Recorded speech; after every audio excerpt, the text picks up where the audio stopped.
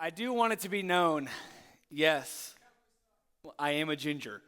I do also want it to be known that, no, I'm not a bachelor. I am happily married for almost 4 years now, so I'm sorry. If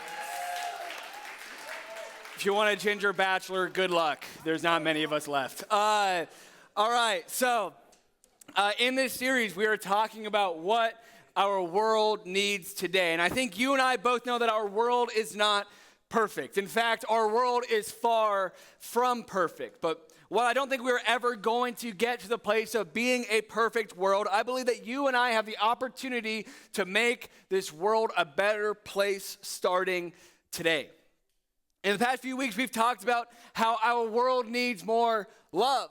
We've talked about how our world needs more joy. Last week, Joseph was talking about how we need more peace in our world. And a couple weeks ago, Jake was talking about how we need more kindness in our world. And our world needs these things and so much more. But today, we're going to be adding to that list because tonight, we're talking about patience. And if I had to be honest, I really didn't want to talk about this topic for a couple of reasons. But the main one being is I'm not a super patient person.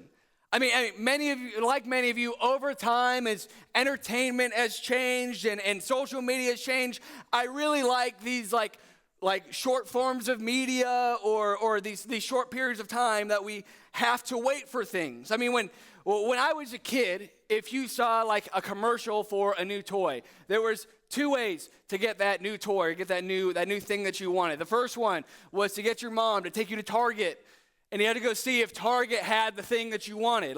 Yes, you could still go to Target, but now you're probably getting on an app and checking, okay, is it in stock at this one or not? No, it's just like go show up and go see if you can find it. The other option in order to get something you wanted was, I don't know if you guys are too young to actually have experienced this or not, but when there's a commercial for something, whether it was a toy or maybe a CD or even a cassette, there would be a commercial. It goes to this commercial and have the fun voice telling you what it is, and at the end there'd be a serious voice and a screen that looks something like this. Does anybody recognize that? Are you guys too young? Do you recognize? So let me explain what's going on here. First, that's a CD. You used to put those in your car and it would play music. So what would happen is there'd be a voice and it would tell you if you want to order Kids Bop, which is what this was, you want to order Kids Bop, you need to call this number. Now, there were two issues with this. The first one was it would say it's $21.99. Oftentimes it would say the price. This one just says it's $21.99, but some of the items on there would say, hey, it's only $30. But then in really small print above it, it would say 3 easy payments of $30. And so you really never knew how much you were actually paying for something unless you read the fine print. The other issue with these would be you would call the number, you get somebody on the phone, and it wasn't a robot, it was an actual person. They're taking down your information for your credit card or whatever, and they say, all right, cool, you're going to get Kids Bop in the mail. You didn't know when, though. There was no 2-day shipping. There was no way there's no tracking your package. There's no way to know when this thing was actually going to come into the mail. You just know, I used my parents' money and I bought it, and now I'm just going to sit here and I'm going to wait for it. But we knew nothing else. There was no other there was no other way for us to get this, and so it's all right, I'm just going to sit here and wait. Amazon was not around. There were no drones flying over your house, dropping off a package and leaving. all we had was FedEx, UPS, the mail service, and DHL. Like, those ones don't even exist hardly anymore. Like, there was no way for us to know when we were going to get this. And I mean, as like a kid, this was just the reality that we lived. We didn't care, we just waited. But today, like, I buy clothes online. I bought a $1,600 computer one time online. Some people buy groceries every day online. And it's just like we get the tracking number, or we know it's going to be delivered in the next like 4 to 5 hours or the next day or two. And we just wait a very short period of time.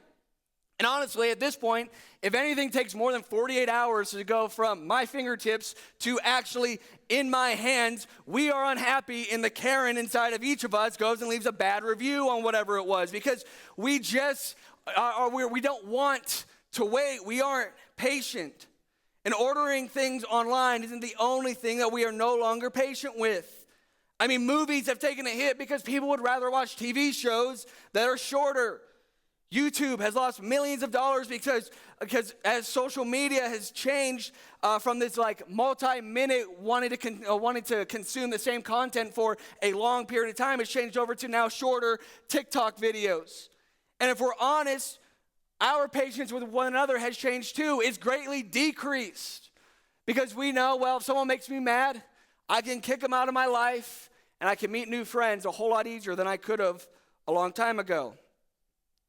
So many of us, many things in our lives are killing our patience. Like it's killing our ability to be patient for things. And if I'm being completely honest, I'm kind of okay with it. Like I'm okay with it. I love 1 to 2 day shipping. I love like short form content like TikToks and Instagram Reels. I love being able to meet new people really easily online. I don't really kick people out of my life very often, but I love being able to bring new people in and get to know new people because of things like social media. And up front, these things are good for the most part, but I'm sure that we would all say that we need a little bit of patience, right? You're saying like I'm still waiting some, but I still need a little bit more patience, don't I? And in this series, we're talking about what our world needs more of now. I'm sure we could agree that our world needs a little bit more patience. And really, I just want to say, woohoo, let's go to small groups. Let's go talk about our week and let's just commit to being slightly more patient, because it's so hard to actually talk about being patient. I struggled for a while writing this sermon because I'm like, I don't know how to explain how to be patient without us being in the middle of waiting. Like, you only realize that you need to be patient when you're waiting on something. When you order something and it's still not here. When that person is just annoying you so much and you're like, if I didn't love you as much as I do, then man, I would no longer be friends with you. Like, in those moments, you know you need patience, but when you're not in the middle of one of those moments, it's like, do I really need this at all? And here's an example. My hope is that as you continue to grow up and you continue to mature, that when you have to make a decision in your life, that you would first pray. That you would go to God asking for guidance and answers. Maybe you're thinking about what college you're going to go to one day. That's a huge decision that could define where your life goes. My hope is that when you decide that you're ready to go and start looking at colleges, that you would pursue God. You would say, God, where would you have me go to college? Maybe you're thinking about asking that girl or asking that guy out. My hope would be that if you're interested in dating someone, you would pray to God like, hey, God, am I ready for this? And are they ready for this?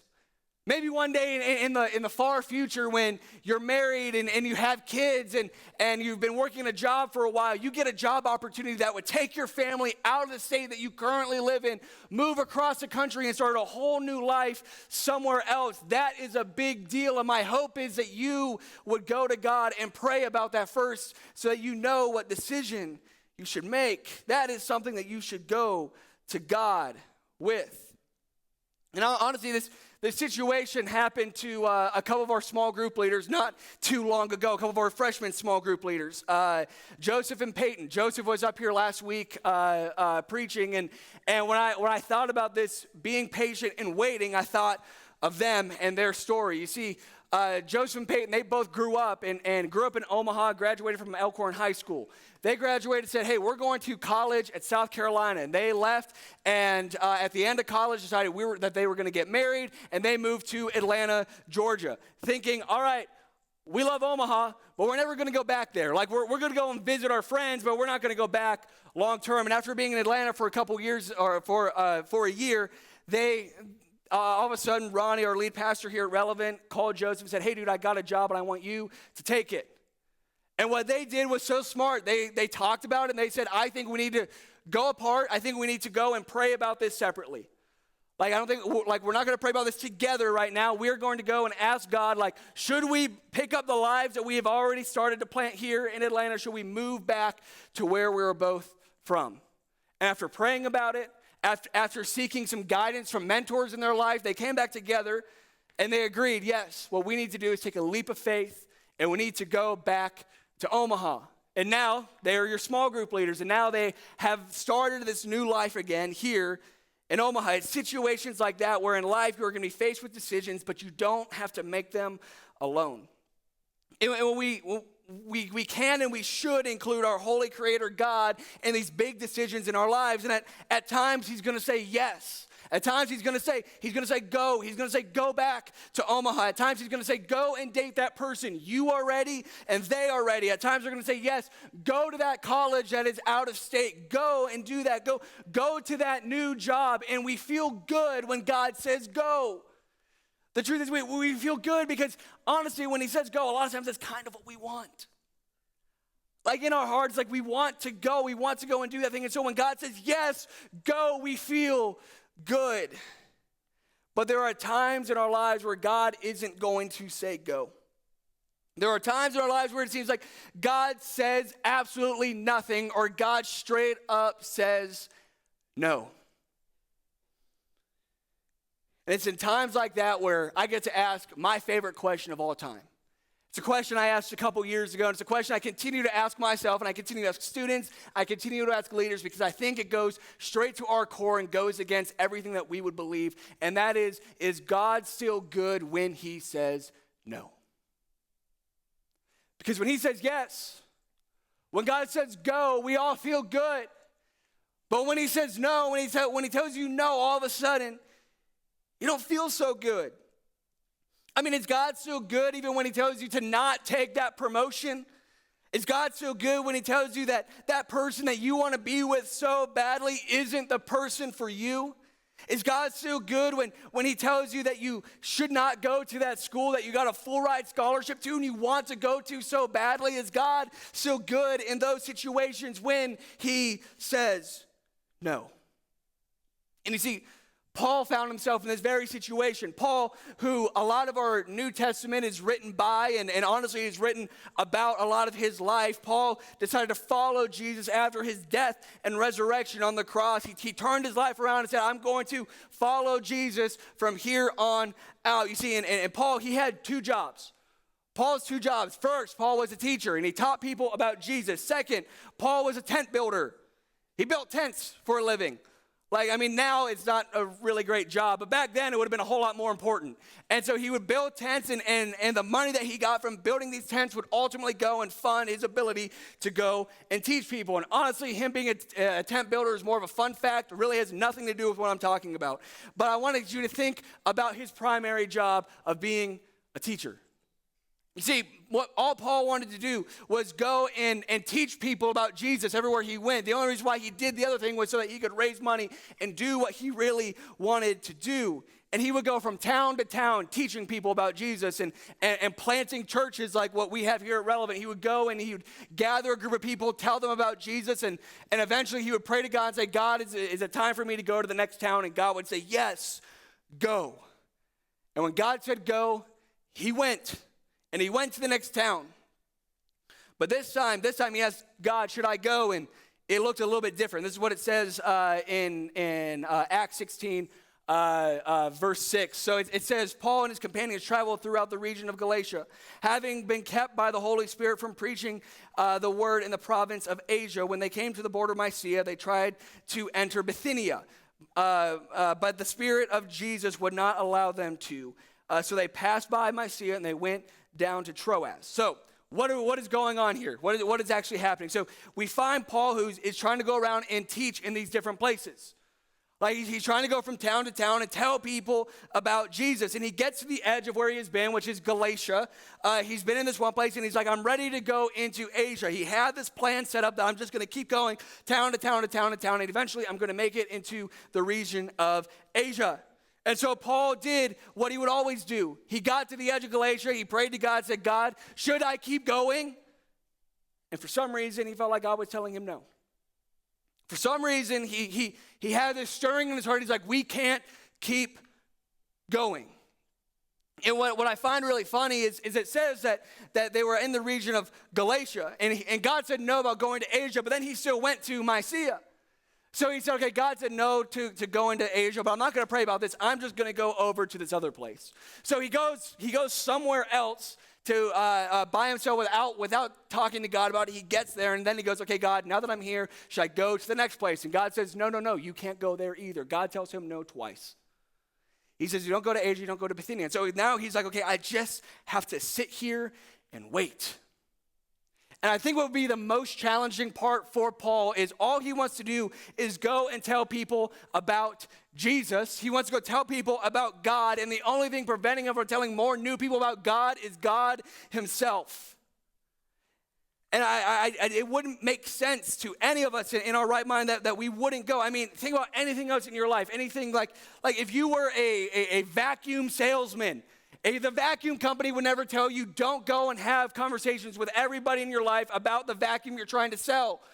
You know why? Because word of mouth is marketing 101. That's what you just go and do. You go and find new people to go and talk about this product with.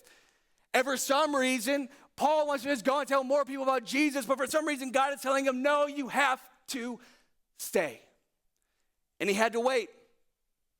He had to wait, and it would go on to say this, that during the night, Paul had a vision of a man in Macedonia, standing and begging him, come to Macedonia and help us. After Paul had this vision, we got up at once and we left for Macedonia, concluding that God had called us to preach the gospel to them.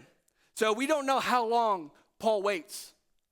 There's nothing that says Paul waited a night. Like we know it was longer than a night because it says during the night. It doesn't say that night. He waited for a while. He waited for some period of time and just sat in the city doing nothing, but patiently waiting on God to tell him to go. Paul had his plan. Paul set it up to where we can go from here to here to here to here to here. And he got partway through that plan and God said stop. And we don't know why God said stop. Paul doesn't know why God said stop. Luke, the guy who's writing, Luke didn't know why God said stop. But when God said stop, they stopped. Paul had to trust in God's timing, the same way that you and I need to trust in God's timing. You see, Paul had a strong desire to spread the gospel, but had to trust that God's timing was better than his own. And sometimes you and I, we want to rush ahead. Sometimes you and I, we want something right now. And sometimes we want life with the free 2-day shipping, but that's not how God works. Patience is about trusting God's timing even when you don't understand the delay. So what can we take away from this? What can we learn about being patient? My hope is that you remember anything from this sermon, that you would remember this, that patience isn't just waiting for something.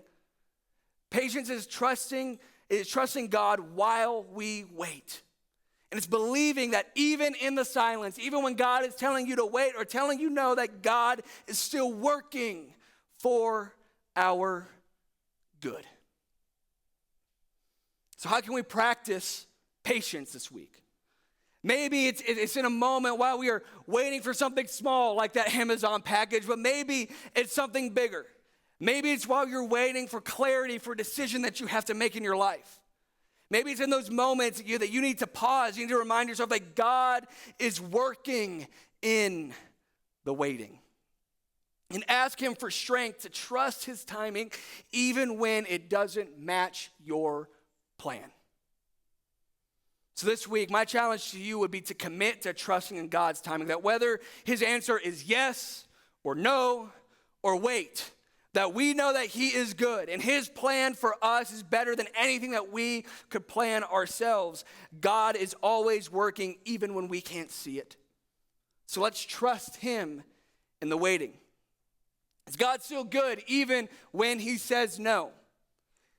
Well, I fully believe that yes, he is. You see, God's plan, it is greater than your plan.